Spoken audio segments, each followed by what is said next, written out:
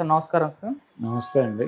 Sir ఒక TDP కార్యకర్త జగన్మోహన్ రెడ్డి గారి సతీమణి భారతి గారి పైన ఒక అసభ్యకరమైన రీతిలో కొన్ని కామెంట్స్ చేశారు సార్. ఇప్పుడు దాని మొత్తం కూడా వీడియో వైరల్ అవ్వడం, ఆ టీడీపీ కూడా రియాక్ట్ అయ్యి మహిళల గౌరవానికి భంగం కలిగించాలి, ఎవరు మాట్లాడినా మేము సహించేది లేదని అతన్ని టీడీపీ నుంచి సస్పెండ్ చేసింది. పోలీసులు కేసు నమోదు చేసి అరెస్ట్ చేయాలని చెప్పేసి కూడా సూచించడం జరిగింది. అతను కూడా తర్వాత క్షమాపణ వీడియో కూడా చేయడం జరిగింది. ఏదేమైనా కామెంట్స్ మాత్రం అటు వైసీపీ వాళ్ళు కూడా దాన్ని పెట్టేసి ఇదిగో ఇది టీడీపీ కార్యకర్తలు ఇలా ఉన్నారని చెప్పేసి పెట్టడం చూస్తున్నాం. సో ఆ కామెంట్స్ని ఇంత ఘోరంగా వెళ్ళి చేయడం ఏంటి, మరి మీరేం చెప్తారు దీనికి సంబంధించి? అంటే టీడీపీ వాళ్ళు కొత్తగా మాట్లాడలేదు కదా. ఇప్పుడు మాట్లాడిన కార్యకర్త ఎవరో, ఆయన పేరు కిరణ్ అనేవాడు కొంచెం నెరేటివ్గా మాట్లాడాడు ఓపెన్గా. ఈ ఓపెన్గా మాట్లాడటము అనేది చేయటానికి ముందు అది రకరకాలుగా ప్రపంచంలోకి సర్క్యులేట్ చేశారు. ఇతని మీద మాత్రమే కాదు కేసులు పెట్టాల్సింది. నిజంగా కేసులు పెట్టే సద్బుద్ధి వారికి ఉంటే ఎన్నికలకి ముందే ఈ ఇప్పుడు ఏదైతే కంటెంట్ మాట్లాడాడో కిరణ్, ఇదే కంటెంట్తో వీడియోలు చేశారు కదా. తెలుగుదేశం పార్టీ గెలవాలి అని కోరుకున్నటువంటి కొన్ని యూట్యూబ్ ఛానల్స్, కొంత సోషల్ మీడియా ప్లాట్ఫామ్స్లో టీడీపీ గెలుపు కోసం అహర్నిశలు శ్రమించి అనేక వీడియోలు చేసినటువంటి ప్లాట్ఫామ్స్ కొన్ని ఉన్నాయి. ఆ ప్లాట్ఫామ్స్ మీద ఈ కిరణ్ మాట్లాడిన అంశాన్ని దాన్ని దృశ్యరూపకంగా వీడియోలు చేసి మార్కెట్లో పెట్టారుగా. అవి తీసిన వాళ్ళ మీద కూడా కేసులు పెట్టాలిగా. ఆ కంటెంట్ రాసిన వాళ్ళ మీద, ఆ ప్లాన్ చేసిన వాళ్ళ మీద, ఆ డైరెక్టర్ల మీద, నటించిన నటీనటుల మీద కూడా కేసులు పెట్టాలి కదా. ఎందుకు పెట్టట్లేదు అనేది ఒకటి. అలాగే ఈ వీడియోలు చిన్న చిన్న వీడియోలు తీయటం కాదు, అసలు సినిమాయే తీశారు వివేకం అనే పేరుతో. ఆ సినిమాలో కూడా ఇప్పుడు కిరణ్ మాట్లాడిన తరహా లైన్ ఒకటి ఉంటుంది. మరి ఆ సినిమా ఎవరు తీశారో తెలియదు, దాని మీద పేరు ఊరు ఏమీ లేవు. కాబట్టి అది ఎవరు తీశారు, ఏమిటి వాళ్ళ మోటో అనేది కూడా ఒక కేసు బుక్ చేస్తే పద్ధతిగా ఉంది అనుకోవచ్చు. అలాగే ఇదే టాపిక్ని ఇంతకుముందు కూడా నర్మగర్భంగా చాలామంది ప్రసంగించారు వివిధ టీవీ ఛానల్స్లో. పర్టికులర్గా తెలుగుదేశం పార్టీని భుజాన వేసుకున్నటువంటి ఛానల్స్లోనే ఈ ప్రస్తావనలు జరిగాయి. మరి వాళ్ళ మీద కూడా కేసులు పెడతారా? వీడియోలు కావాలంటే మనం సరఫరా చేయొచ్చు, కేసులు పెడతారా? లేదు, ఇక్కడ ఇదేదో జరిగింది కాబట్టి, అతను మాట్లాడాడు కాబట్టి అతని మీద కేసులు పెట్టి మొత్తాన్ని చేతులు దులుపుకోవాలని ట్రై చేస్తున్నారా అనేది చూడాలి. అంటే వెటకారంగా మాట్లాడటము ఇవన్నీ కూడా అంటే అవతల వాళ్ళ క్యారెక్టర్ అసాసిన్ చేయటము. మీరు ఎలాగైతే ఇంట్లో వాళ్ళ గురించి మాట్లాడతారా అని వైసీపీ నాయకుల మీద దాడి చేశారు. అది కొడాలి నాని కావచ్చు, లేకపోతే వల్లభనేని వంశీ కావచ్చు, మరొకళ్ళు కావచ్చు. వాళ్ళ మీద వాళ్ళు చంద్రబాబు నాయుడు గారి ఇంట్లో మనుషుల మీద కామెంట్లు చేశారని కదా గొడవ. మరి మీరు చేసింది అదేగా, మీ సోషల్ మీడియా ప్లాట్ఫామ్స్ నుంచి మీరు చేసిన ప్రచారం అదే కదా. ఇంకొకటి, షర్మిల గారితో ఇలాంటి అర్థం వచ్చేలాగా మాట్లాడించి ఆ వీడియోస్కి విచిత్రమైన థంబ్నెయిల్స్ పెట్టి ప్రచారం చేశారుగా మీరు, ఆ కుటుంబం నుంచి ఆ కుటుంబంలో కొట్టించడానికి.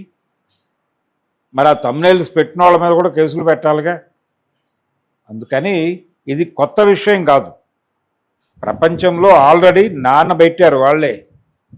ప్రపంచంలో నాంచిన విషయమే నిజం అనుకుని అతను మాట్లాడి ఉండొచ్చు కూడా.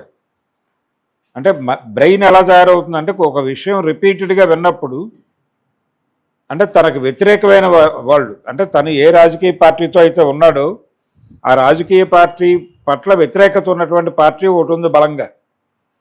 ఆ పార్టీకి సంబంధించిన విషయాలు రిపీటెడ్గా, దానికి సంబంధించిన నెగిటివ్ విషయాలు వినగా వీళ్ళు ఇన్ఫ్లుయెన్స్ అవుతారు దానికి. ఆ ఇన్ఫ్లుయెన్స్లో నుంచి మాట్లాడినట్టు అనిపించాడు, చాలా ప్యానిక్గా మాట్లాడాడు అతను. కాబట్టి ఈ మొత్తం వ్యవహారాన్ని మొదటి నుంచి నడిపింది ఎవరు అనే దాని మీద ఒక సమగ్రమైన విచారణ జరిపి అందరి మీద కేసులు పెడితే బాగుంటుంది. ఏదో ఇతని మీద మాత్రమే కాదు, ఇతను ఒక్కడే కాదు మాట్లాడేది, ఇతను మొదటివాడు కాదు, ఇది కొత్త విషయం అంతకంటే కాదు.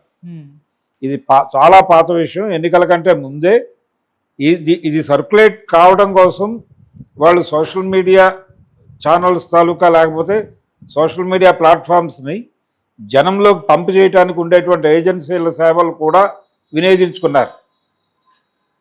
ఇదేం ఊరికనే జరగల, చాలా డబ్బులు ఖర్చు పెట్టారు ఈ ఏరియాలో.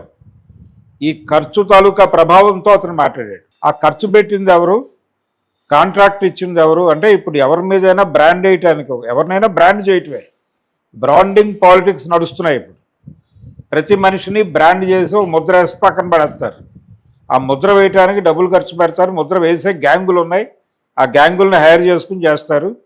ఆ గ్యాంగ్స్ని ఎవరు హైర్ చేసుకున్నారు, ఎవరు డిజైన్ చేశారు దాకా కేసులు పెట్టగలిగితే అప్పుడు వీళ్ళు దాని పేరేమిటి, ఎటువంటి భేదభావం లేనటువంటి, తన మన అనేటువంటి భేదభావం లేనటువంటి, ప్రజలందరికీ ఒకటే న్యాయం అనుకునేటువంటి ఒక మనిషి పాలనలో ఆంధ్రప్రదేశ్ ఉంది అని అనుకోవడానికి ఆస్కారం దొరుకుతుంది. అలా కాకుండా ఒక విషయం జరిగింది కాబట్టి ఆ ఇష్యూ వరకు దాన్ని కన్ఫైన్ చేసి అక్కడితో ఒక 2 కేసులు పెట్టేసి క్లోజ్ చేద్దామని చూస్తే ఇది మసిపూసి మారేడుకాయ చేయడానికి ట్రై చేస్తున్నారు అనే అనుకోవాల్సి వస్తుంది. అలాగే నిజానికి మనోభావాలు గాయపడ్డాయని చెప్పి పోసాని కృష్ణమురళి మీద కేసులు పెట్టారు తెలుగుదేశం కార్యకర్తలు 18 చోట్ల 20 చోట్ల. అలాగ ఈ విషయాల పట్ల కూడా ఎందుకు వైసీపీ వాళ్ళ మనోభావాలు గాయపడి వాళ్ళు 100 చోట్ల కేసులు ఎందుకు పెట్టలేదు? దేనికి భయపడుతోంది వైసీపీ అంటే ఇది కూడా కీలకమైన విషయమే. ఆంధ్రప్రదేశ్ రాజకీయాలకు సంబంధించి మాట్లాడుకోవాల్సి వస్తే ఎన్నికలకు ముందు నుంచి వందలాది స్కిట్లలో జైలుకి వెళ్ళిపోయి జైల్లో కూర్చుని వాళ్ళు మాట్లాడుకునేవి. అలాగే వివేక హత్యకి ముందు ప్రిపరేటరీ సమావేశాలు జరుగుతాయి, ఎవరికి, అవినాష్కిను భారతి గారికి మధ్య. అక్కడి నుంచి కథలు నడిపిన వీడియోలు కూడా చూసాం మనం. కాబట్టి ఇవన్నీ చూసుంటారు కదా వైసీపీ కార్యకర్తలు కూడా. వాళ్ళ మనోభావాలు గాయపడి వాళ్ళు ఎందుకు కేసులు పెట్టలేదు? ఎందుకు భయపడుతున్నారు అంటే తాము ఎగనెస్ట్గా వెళ్తోంది ఎన్డీఏ ప్రభుత్వానికి అనే స్పృహ ఉండటం వల్ల. ఎన్డీఏ ప్రభుత్వానికి వ్యతిరేకంగా పెడితే తెలుగుదేశం గవర్నమెంట్గా చూడలేదు, వాళ్ళు ఎన్డీఏ ప్రభుత్వంగా చూస్తున్నారు. ఎన్డీఏ ప్రభుత్వానికి ఎదురెదితే తమ కేసులు తమ గొడవలు ఇవి ఎక్కడైనా కదులుతాయేమో అనే ఒక భయం కావచ్చు. అందుకని బహుశా కేసులు పెట్టమని వాళ్ళే చూపించారుగా మార్గం.